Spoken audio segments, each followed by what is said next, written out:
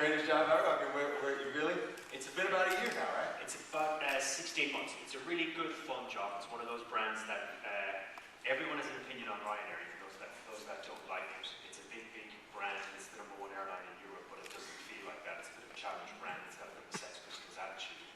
And it's a bit of a blank canvas in terms of what I've been able to do there. I mean, the only way was up in terms of what we could improve at Ryanair in terms of customer experience. So I came in at a good time. So it could only get better, and it's gotten a lot better, and it's been a lot of fun along the way. All right, good. Now, the first topic I want to talk about is discipline. I don't know if you read Delta Airlines in their last analyst report. They reported their quarterlies. They actually said to Wall Street, we're going to be a much more disciplined airline. We want to get investment-grade quality. Airlines historically have not had that. Now, I would argue that you and Ryanair have been extremely disciplined, but you're actually getting away from it. You are not that kind of one model. Back into the GDS, you've done some things that are kind of less disciplined. So, A, is discipline important for an airline, and B, your approach? Discipline is extremely important for an airline, and I would say any business. I don't think we changed our approach to discipline. We've just done some different things, but we're keeping discipline. When you're an airline, where you want discipline is essentially two things. One is cost, and the second one is operational efficiency. So in the past 18 months, while we've been pursuing the Always Getting Better program, really evolving the Ryanair approach, the customer experience approach, the way we do things, the advantage that we have on cost, and airlines use the cost per unit as the KPI, we've actually maintained our cost per unit. So if you take this past year, yes, we're spending more money on digital, we're investing in technology, in people, in advertising, and customer service in a way that we haven't done before, but we're now dividing the incremental cost increase by 9 million incremental passengers. So our average cost per unit and the advantage that we have has actually come down. So investors love that. The second thing about discipline is the operational efficiency. And while we've made some changes, letting customers bring 2 bags on board, going to more primary airports, 90% of our flights are still on time. We still have the fewest cancelled flights, the fewest number of lost bags. So that real Ryanair reliability that customers really appreciated, and that really did typify our operational efficiency, that has remained. Culturally then, it's still a very disciplined business. We're 10 times the size of Aer Lingus now, for example, and our head office is still less than half their head office in terms of size. So maintain that discipline. It's tight, it's lean, it's still about the Monday morning management meeting, it's still one level of executives, and then below that you only have 2 levels of the organisation. So even if someone joins Ryanair as their first job, they are but 1 level removed from the executive. So it's tight, it's lean, and the discipline is stayed. Okay. So let's talk a little bit about the GDS. It's been about a year now, and I know you just announced something with Sabre. So it seems like you're diving head in. Obviously, it must have worked, but you probably wouldn't have engaged with Sabre like you're doing. So tell us a little bit about it. Yeah, it's working well for us so far. We now have all 3 GDSs distributing our product. We're happy with the numbers, and they're happy with the numbers so far. It's not a rapid acceleration in terms of what it does for new growth. It's a bit of a slower burn. It's quite significant in markets like Italy, Spain, and Germany, more than other markets across Germany and in Europe. And in certain of those markets, you do need to be on GDS if you really want to get a decent share of the corporate market. GDS is one of the parts of the plan that we have on getting a bigger share of the higher yielding business travel section. So for us, that's a couple of things. That's Ryanair flying to more primary airports, and in the next 5 years, half of our growth will be to and from primary airports. Now that presents challenges, doesn't it? I mean, just because of the infrastructure and all the other challenges you get, that mantra about being on time, turning the aircraft, high utilization, it gets threatened when you start to go to the primary. No? It does. I think once a primary and once a secondary airport in the minds of consumers in the industry is also evolving. Yes, primary airports are more expensive to go into sometimes.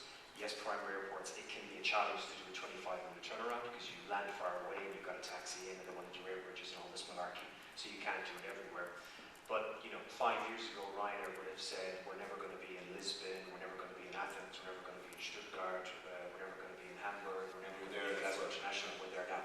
And we're growing at these airports. So we have figured out, working with these airports, that actually we can do the 25-minute turnaround. We're obviously there, happy with the commercial deal that we're getting there. I think what's changed with the airports is that it's absolutely no debate. The low-cost airlines are growing in Europe. National flag carriers are declining in Europe when it comes to short haul. If you're a primary airport, you need low-cost carriers as part of your offer. So it's possible for us. You actually drive them to a different price. Yeah, they need, customers who fly there, whether it be on leisure or business, want low-cost carriers to be part of it. So the mix is changing.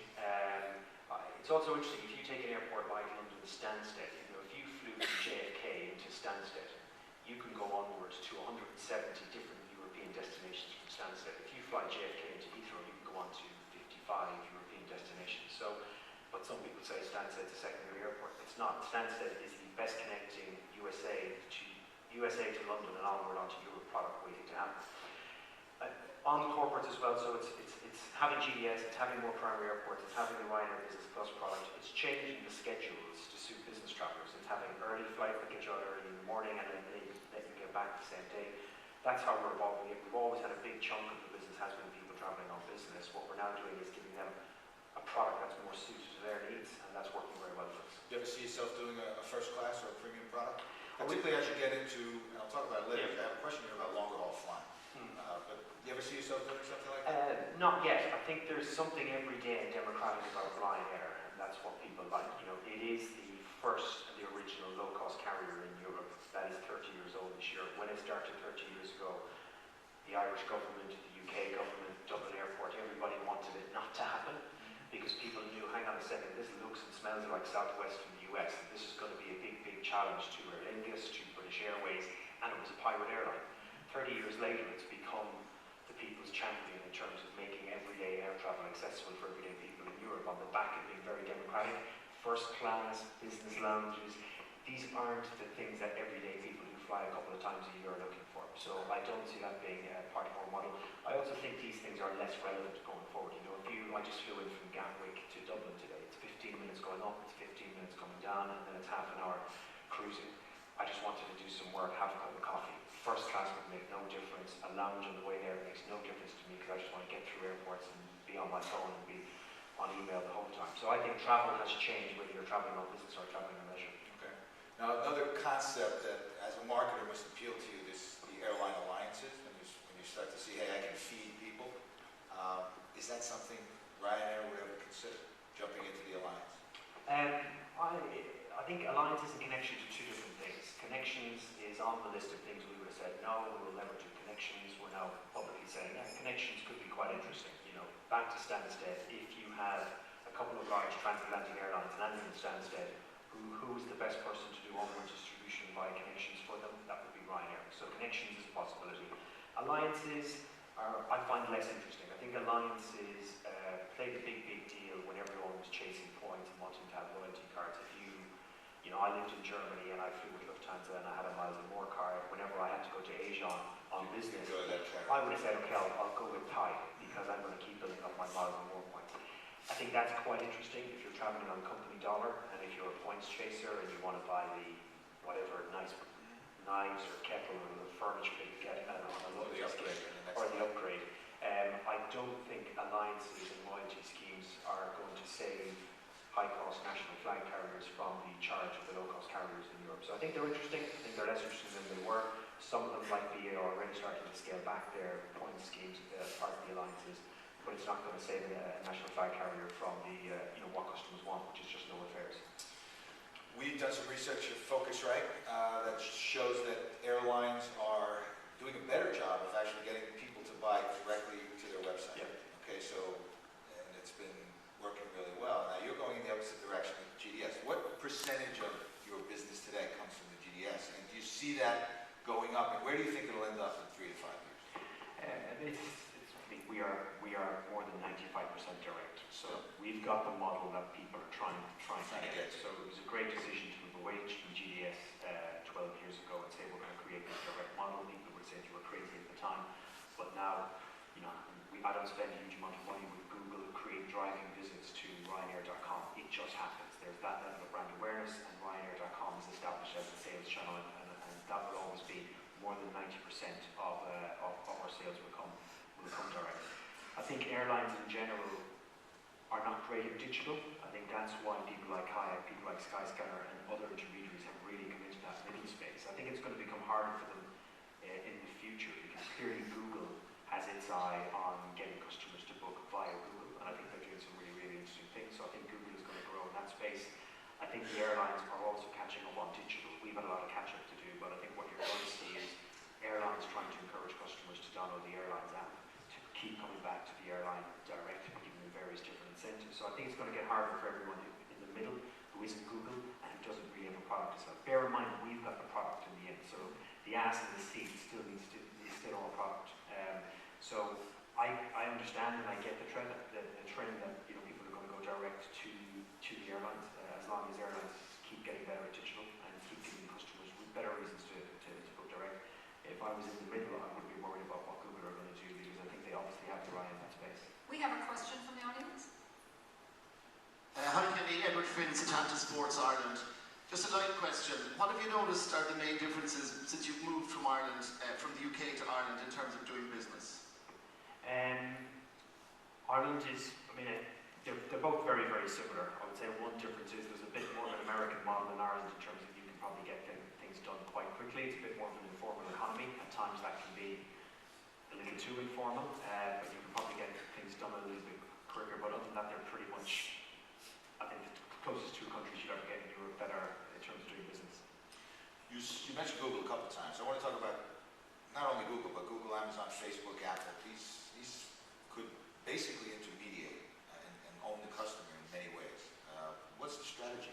You say you don't spend a lot on Google, you already rise to the top. Do you see these guys as being helpful, or at some point could they distract or pull people away from and kind of own that decision-making process? I'm generally positive about all three. So Google, we have a good relationship with Google. We do partner with Google on some activities, and they do help us for thinking. If you take Google Flight Search, it's great for us. It is filtering results by price, and when you're the price leader in the category, that's perfect. So Google Flight Search we love. When it comes to Facebook, we haven't been active on Facebook this year. It's a big part of our plan. So To get active. Yeah, to get active. So we have big plans, and we will this time next year we will have been very active on Facebook. So Facebook we like in terms of it being creating a Ryanair community. We are also planning to integrate Facebook and other social touch points into booking flow. So that if you see a Ryanair fare that you like and you want to go away because the weather's pissy here in Dublin, you're saying, right, I can find a €50 fare to London, anybody want to come with me? That will be a Facebook share button that you'll have while you're kind of looking at that flight, and your friends can say, yeah, I'll go with you, etc., etc. So Facebook we like in terms of integrating it into our booking flow and also creating a Ryanair community. Apple, I think it's clearly a positive thing for us. That's going to be integrating our app into the iPhone as we currently have. So we've now launched a native app for iPhone and a native app for Android. We will have a native app that will work with the Apple Watch at a point in time, because what we do have customers at the moment who are boarding devices using something on their wrist. So I think this plays to customers being direct with the airline, because in the end, Apple, Facebook or Google is not written on the side of the plane. Ryanair is. So it's back to our product, and then just being a better way to distribute our product that just makes it more simple for customers to use it. I didn't mention Amazon, but I actually think I think I read a quote that said you want to be the Amazon of the airline industry. So why? What about what Amazon does do you want to replicate? I think they do digital really, really well. They use data really, really well. They make it simple for their customers to get what they're looking for. They learn what customers have bought and what customers have browsed. They're just relentless in trying to improve the conversion of what customers buy. So that philosophy of really focusing on conversion bit by bit and all those incremental improvements and all the A/B testing they do on their website, we really like this approach. I'm a great believer that in the fundamental thing, if you're in Dublin here today and you want to get somewhere in Europe, the first thing you do is think about the flight. In fact, you want to go to Madrid, you think, right, how do I get from Dublin to Madrid when I want at the best price? Then you start thinking about what am I going to do in Madrid, where am I going to stay, how am I going to get around Madrid, what are the things I want to experience when I'm at Madrid. But because you think of the flight first, the airline has a really good opportunity to take more of your share of wallet. Because if you come to us, and bear in mind this is a Ryanair that you trust, a Ryanair that you think is a really, really good offer, could we sell you other things like hotels? That's easy. Could we sell you transport from Madrid Airport into Madrid City Centre? Could we sell you tickets for Real Madrid versus a local football team? Could we sell you restaurants for people like you because you've told us that Asian food is your favourite, or you told us you like authentic Spanish food? Could we sell you those types of experiences if you've never been in Madrid before? Yes, we could. So I think this is Ryanair going from being someone who sold just flights To getting into the whole. and ancillaries in a kind of an old-fashioned way, moving to Ryanair being a travel business that will always specialise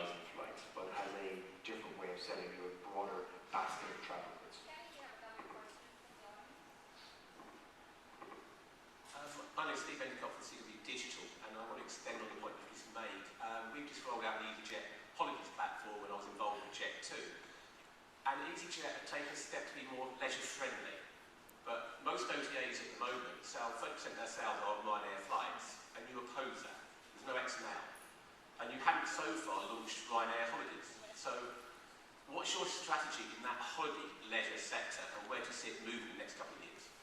So it's a logical thing for us to be thinking about, and we are thinking about it. It's not in our plans for this year. When fast forward a year from today, and you'll see a totally even better website than you see today from us. You will see a Ryanair that has improved moved to a smarter way of cross and upselling ancillaries. We'll be more trusted. We'll be more liked for the way that we give customers a great experience. Will customers then say, yeah, I would go on a Ryanair holiday? Yes, they absolutely would. So it is part of our thinking. It's a logical thing for us to think about. I would imagine it's kind of 2016 before we would look to launch something. Always Getting Better initiative. You guys are coming off some phenomenal performance. The April numbers are ridiculous. 16% increase, 9 million customers. You went from a load factor from 84 to 91. How much better can it get? I mean, at that point, it's almost impossible to get 100% load factor just because of the way we move planes. But how much better can it get? It can always get better. That is the philosophy that we want to follow. It gets, yes, no airline will ever add 6% load factor in a year when you're the number one in the market. So look, we've been blown away by that difference in load factor. Bear in mind that's 12 additional customers on every single Ryanair flight. It's phenomenal. I think it speaks to the changes that we've made. It speaks to the increase in demand and the better product that we've created. Yes, it gets harder to increase load factor. So we're not going to say we're not going to do the same thing next year. But you can always make improvements. You can improve that load factor. You can improve.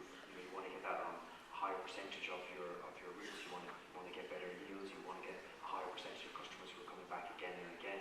And there are always things that we still have a long list. We've started year 2 of always getting better.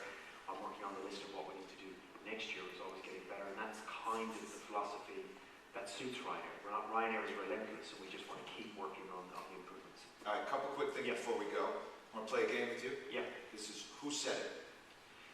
Germans will crawl bollocks naked over broken glass to get low fares.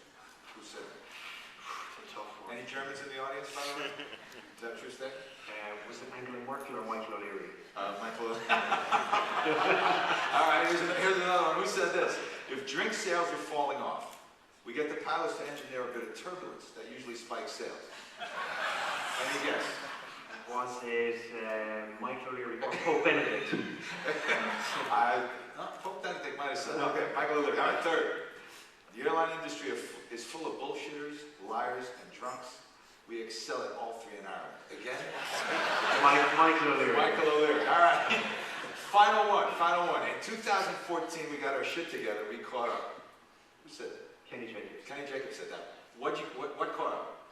I think we caught up on listening, and we had a big catch up to do. Just saying, you know what? Let's just put our foot on the ball and let's just listen to what these people are looking for. Those people being customers. We caught up massively on digital, and we were way behind. Look, we had a website that looked like the Hooters website, and we put. That wasn't actually the Hooters website, was it? And we put every obstacle in our way to try to get you to put whatever we wanted to sell into your basket. Now we've got a website that's efficient. It's going to get much better coming this September, and I think we've now figured out what we want to do in digital, and we're really quite excited by that. We really see ourselves being innovators in a digital space. And to be honest, airlines aren't that good at digital. So I think they're the two biggest areas where we got up this year. Kenny Jacobs, thanks for coming out. Give him a round of applause.